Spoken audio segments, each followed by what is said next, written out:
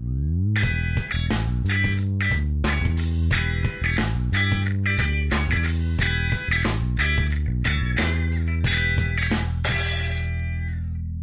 vamos ao nosso último exemplo, que é o greening dos citros, né? Que é uma doença que está realmente causando problemas seríssimos para a citricultura mundial. Foi constatado aqui em São Paulo em março de 2004, na região de Araraquara, pela primeira vez, e no ano seguinte foi constatado na Flórida. É uma bactéria, né, que coloniza os vasos do floema e é transmitido por esse psilídeo aqui, a Diaphorina citri. Provavelmente, esse patógeno foi introduzido também, propositadamente, tanto aqui como na Flórida.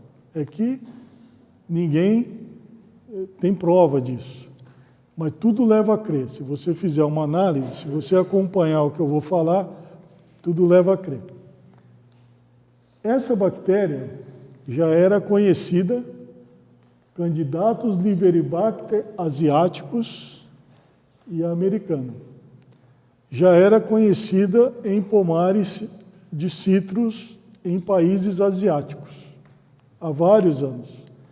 Eu não lembro quantos anos, mas já há relatos bastante antigos dessa bactéria em países asiáticos que não são grandes produtores de citros, nunca foram.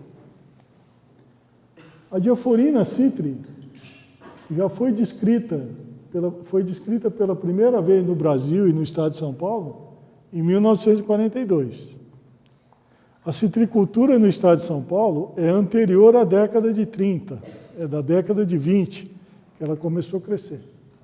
Então, o estado de São Paulo já tinha plantas cítricas há décadas, já tinha o vetor da bactéria há décadas. Por que a doença foi aparecer em março de 2004 em Araraquara? Ninguém vai responder, ninguém sabe, há muitas dúvidas. E no ano seguinte apareceu na Flórida, em 2005 apareceu na Flórida. Tá certo? Os dois países maiores produtores de citros do mundo. Bom, enfim, essa bactéria causa esse sintoma, né, de clorose, causa esse sintoma no fruto, que deixa o fruto assimétrico. Aliás, esse sintoma tem função de diagnose. Encontrou um fruto assimétrico, é quase certeza que é o greening. O psilídeo se alimenta do floema onde ele pega a bactéria. Essa bactéria se replica dentro do psilídeo, se multiplica dentro do psilídeo, diferente do vírus da leprose. Aí o psilídeo inocula uma planta. Essa planta inoculada demora de 6 a 12 meses para mostrar sintoma, porém, muito antes disso, ao redor de 1 mês, 2 meses após a inoculação, ela já serve de fonte de inóculo para o psilídeo pegar a bactéria e levar para outra planta. Então, vocês vejam a complexidade para controlar, porque uma das estratégias é arrancar a planta doente. Só que a planta doente, depois da inoculação, vai demorar de 6 a 12 meses para o produtor poder enxergá-la. E aí ele precisa controlar o psilídeo também. Então, só para vocês terem uma ideia de como está o quadro em São Paulo, isso aqui é dado do Fundecitrus. Porcentagem de árvores sintomáticas, estimativa, mas é bastante precisa. Então foi aumentando, né? Em 2012 chegou a 6,95. Lembrando que o estado de São Paulo, o Parque Citrícola, eu não sei exatamente o número, mas é da ordem de 250 milhões de árvores atualmente, tá? Então vocês vejam quanto que representa 7% de plantas sintomáticas, lembrando que tem aquelas doentes e que vão manifestar sintoma dentro de 6 a 12 meses, tá certo? Aí subiu para 18% em 2015 e agora, devido às estratégias de manejo, começou a diminuir. Em 2016, a Flórida tinha 80% de árvores sintomáticas. Vamos ver aqui agora alguns números da Flórida. Esses dados aqui são de um trabalho publicado por esses dois autores em 2015, onde já ocorria 80% de infecção ou de árvores sintomáticas. Então, eles começam aqui dizendo que desde 2007, a doença provocou prejuízos da ordem de 7,8 bilhões de dólares. Redução de área plantada, 65 mil hectares, desempregados, aproximadamente 7.500. Então, vocês estão vendo aqui aqueles tipos de danos que eu comentei aparecendo no greening lá na Flórida.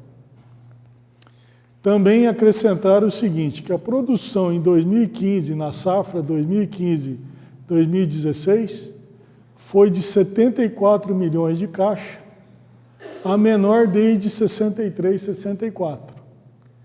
Lembrando que, para manter a indústria de suco ativa, eles precisam, um mínimo, lá na Flórida, de 50 a 60 milhões de caixas. Ou seja, eles estão perto do limite. Se reduzir um pouco mais, fecha a indústria de suco na Flórida. Há uma previsão, segundo esses autores, de que em 2026 eles vão produzir 27 milhões de caixas, portanto 82% menor do que a de 2005 de 150 milhões. 27 milhões fechou a indústria de suco, uma vez que, segundo eles, né, isso o que eles escreveram, não é nada da minha cabeça, tá certo? O mínimo para a indústria funcionar é de 50 a 60 milhões.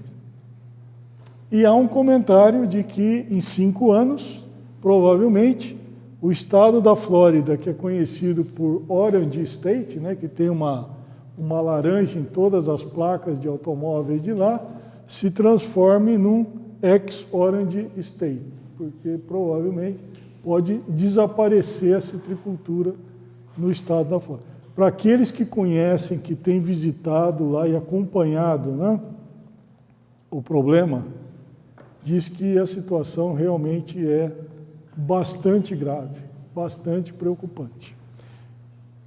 Só para finalizar com alguma informação mais recente, então lá na Flórida, em 2016, 80% das árvores estavam infectadas.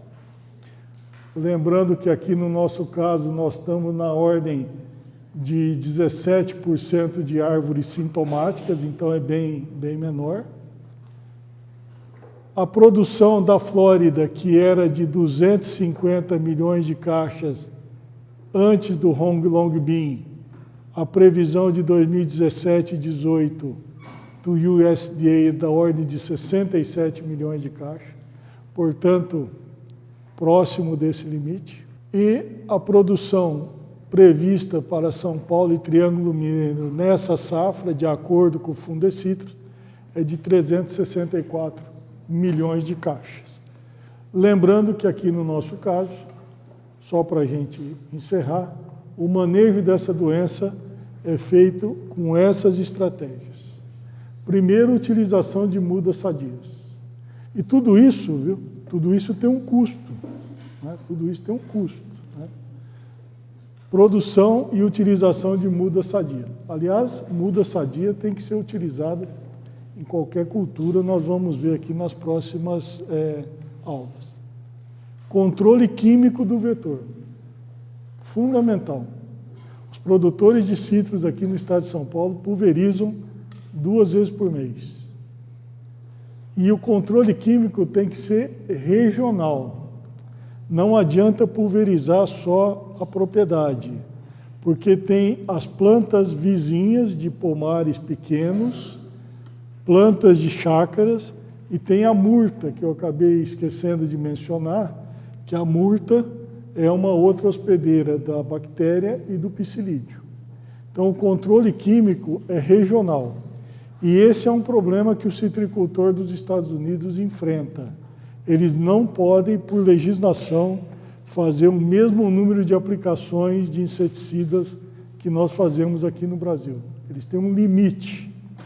E se eles não fizerem mais pulverizações, eles não conseguem controlar adequadamente o psilídeo.